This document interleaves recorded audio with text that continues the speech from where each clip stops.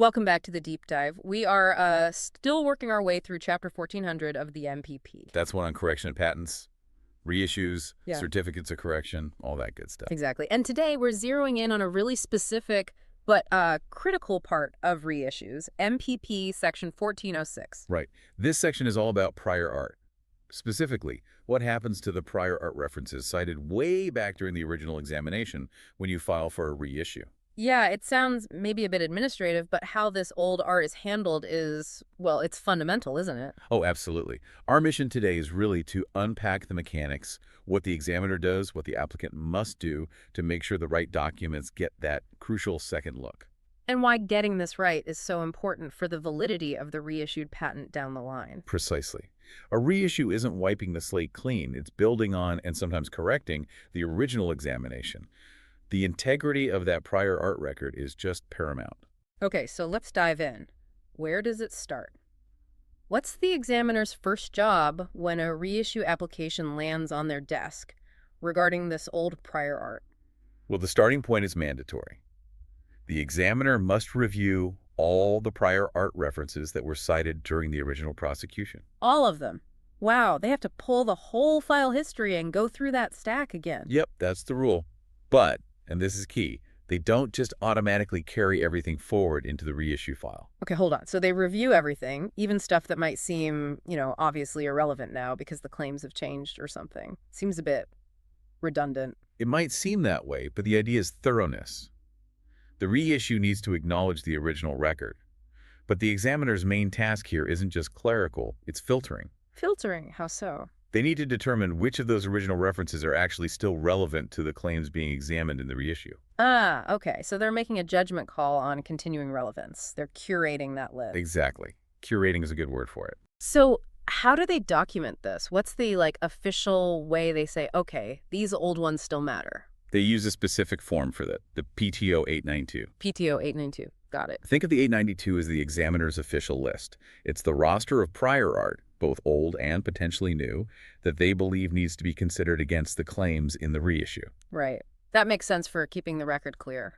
Can you give us a concrete example of why an old reference might get dropped? You mentioned claims changing. Yeah, the classic example is claim narrowing. Ah. Let's say the patent owner filed for reissue because maybe their original claims were too broad. They realized they might be invalid. So they filed a reissue to narrow them down, make them more specific? Precisely. Now, if you narrow a claim significantly, some piece of prior art cited originally maybe, an old German patent might simply no longer apply to that narrower scope. Because the invention, as now claimed, sidesteps what that German patent taught? Exactly.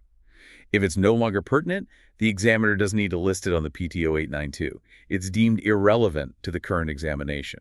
Okay, so the 892 reflects the active prior art landscape for the reissue. That's a good way to put it. And keeping that record clean is actually helpful, for potential future litigation too. Right, focuses the issues. But this relies a lot on the examiner's judgment, doesn't it?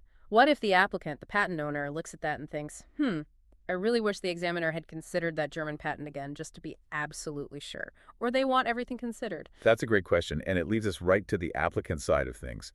There is a mechanism for the applicant to ensure consideration. Okay, what is it? It's the information disclosure statement, the IDS. Ah, the trusty IDS. So if the applicant wants to be certain that every reference from the original file wrapper gets a formal look in the reissue, they need to file an IDS listing them. Yes, exactly. If you want guaranteed consideration, you proactively submit an IDS. That's your safety net. And I assume this IDS isn't special. It has to follow the usual rules, right? Like 37 CFR 1.97 and 1.98? Correct. All the standard timing and content requirements apply. But there's a really crucial piece in those rules, especially for reissue, concerning copies of the cited documents. Copies. Okay, this sounds like where the administrative burden might kick in for the applicant. It definitely can. The rules require you to provide legible copies for certain types of materials you list on the IDS, even if they were cited years ago in the original prosecution. Okay, let's get specific. Which types of documents require the applicant to dig up and provide a copy? The key distinction is usually based on what the USPTO can easily access themselves. So you generally must provide copies for things like foreign patents, non-patent literature, journal articles, conference papers, especially foreign ones, and also specific parts of unpublished U.S. applications cited previously. So basically anything that isn't a standard U.S. patent or a published U.S. application? That's the general dividing line, yeah. The office assumes it can easily pull up U.S. patents and published applications from its own databases. So for those, you typically don't need to submit a copy unless the examiner specifically asks for one, which is rare. But for that obscure Japanese journal article from the 80s that was cited originally, if I want it considered in the reissue via my IDS, I better have a copy ready to submit. You absolutely do. The burden is on you, the applicant, to provide that legible copy. If you list it on the IDS but don't provide the required copy, well, we'll get to what happens then. Okay, so it's a clear split. U.S. patents published apps, generally no copy needed. Foreign stuff, non-patent literature, definitely need a copy for the IDS. That's the core takeaway for IDS submissions in reissue. Diligence on copies is key. All right, now let's talk about duty. Is the applicant required to resubmit everything? Does the office say you must file an IDS covering every single reference ever cited? No, definitely not. There's no blanket obligation from the office forcing you to resubmit all previously cited references. That would be, frankly, unmanageable. Phew. However, and this is a big however, the applicant is never off the hook when it comes to disclosing relevant information. You're talking about the continuing duty under 37 CFR 1.56, duty of candor, good faith. Precisely. That duty absolutely applies in reissue. You have a continuing obligation to disclose any information you know of that is material to the patentability of the claims currently under consideration. Regardless of whether the examiner lists it on the PTO 892 or whether it was cited before. Correct. It's an independent duty. Let's go back to that narrowing amendment example. Okay. I narrowed my claim in the reissue. And maybe that narrowing suddenly makes an old foreign patent, one that seemed kind of tangential before, suddenly look very relevant to the allowability of your new, narrower claim. So its relevance has changed because my claim changed. Exactly. That shift in relevance triggers your duty under 1.56. If that foreign patent is now material, you must disclose it. And since it's a foreign patent, You must provide a legible copy via an IDS, even if it's sitting right there in the original file wrapper history. The duty demands disclosure and the necessary format, which means a copy for foreign art. okay, this leads to the potential aha moment or maybe the oh no moment. What happens if I, as the applicant, identify or reference, say, that old foreign journal article again that is material under 1.56, or maybe one I just want considered via IDS for safety, but I simply cannot find a legible copy. It's old, it's obscure, the library that had it closed, whatever, I can't get it. This is where the system has a very clear and potentially harsh consequence. If a required copy of a non-U.S. reference or non-patent literature isn't provided with the IDS, and the applicant confirms they can't obtain it, the examiner will not consider that reference during the reissue examination. Will not consider it at all, even though it was cited before and might be relevant. Correct. No copy, no consideration. The examination record must be based on information the examiner can actually review. Wow. So the inability to produce the physical document basically erases it from the reissue examination record. Effectively, yes. And the process is quite formal. The examiner will actually make a note of this.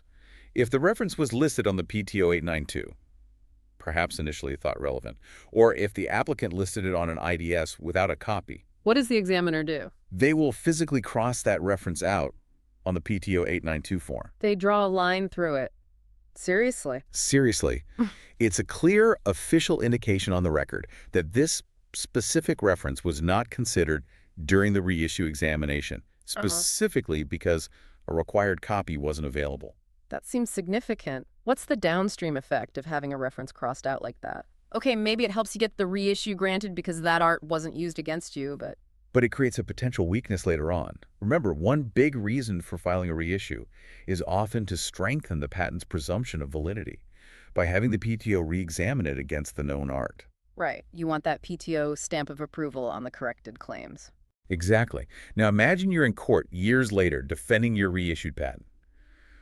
The other side finds that old foreign journal article, the one that got crossed out during reissue because you couldn't provide a copy. Oh, I see where this is going. The other side can argue, quite persuasively, Your Honor, the Patent Office never actually considered this key piece of prior art during the reissue process that was supposed to validate this patent.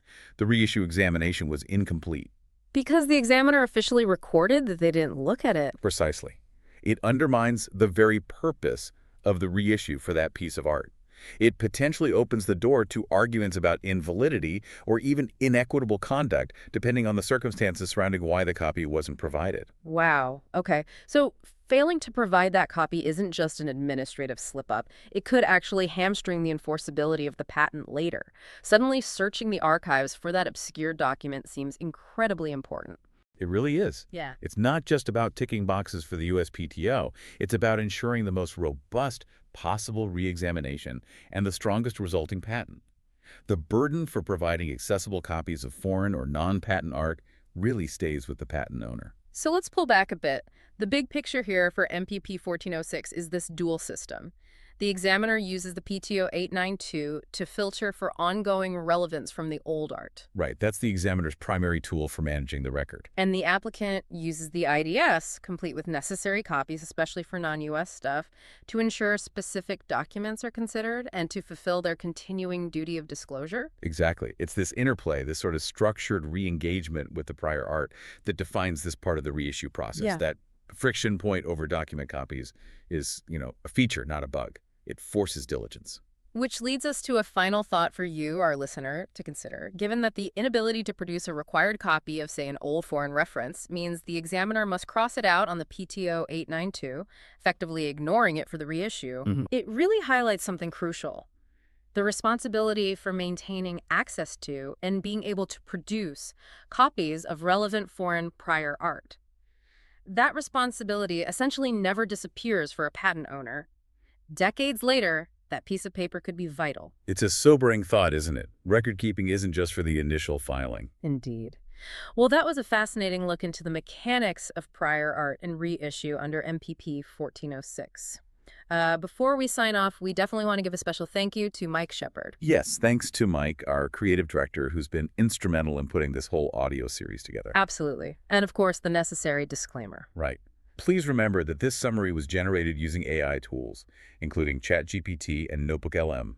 It might contain errors or omissions. It's provided for general educational and informational purposes only. It is definitely not legal advice, nor is it a substitute for proper formal instruction. For any authoritative guidance, please consult the official MPEP itself, talk to a qualified instructor, or seek advice from a registered patent practitioner. Join us next time as we continue our deep dive into MP Chapter 1400. Until then, keep digging.